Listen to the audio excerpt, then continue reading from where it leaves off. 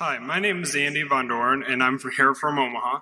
I'm currently employed by Oriental Trading Company, and they just announced that they were putting themselves up for sale.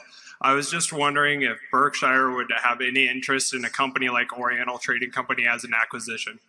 That's interesting, Ed. I didn't know they'd put themselves up for sale, but I looked at it whenever it was 4 or 5 years ago when Terry Watanabe sold it, and I haven't really followed it since then. But just from listening to what you say, and I have no knowledge of it at all, but it sounds to me as if some private group bought it and now they're reselling it, and we get approached on that sort of thing all the time, where a financial group has bought the business and then wants to resell it fairly quickly, and they almost invariably, I would say, auction the business.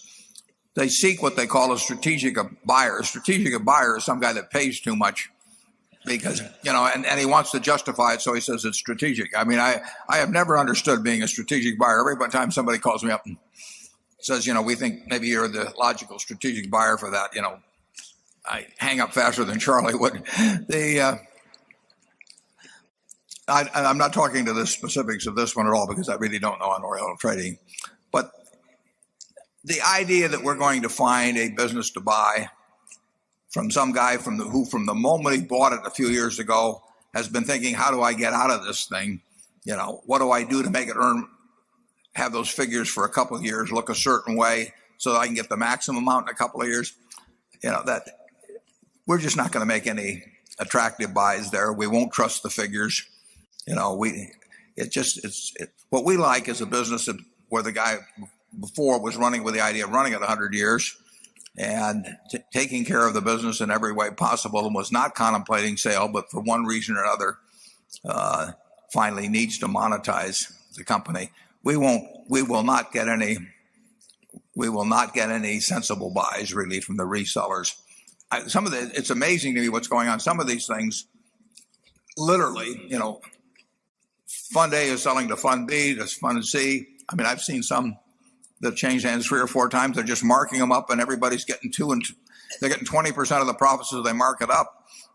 And probably Fund C or Fund D, it may be owned by the same pension funds that own Fund A, except that everybody's just taking a big 20% slice out of it every time they move it from one place to another. We're not buyers of anything the financial buyers have been in and currently own. Charlie? In the 1930s, there was a stretch when with certain kinds of real estate, you could borrow more against the real estate than you could sell it for. And I think that's happened in some of these private equity deals. And it's weird. It's weird. This is not our field.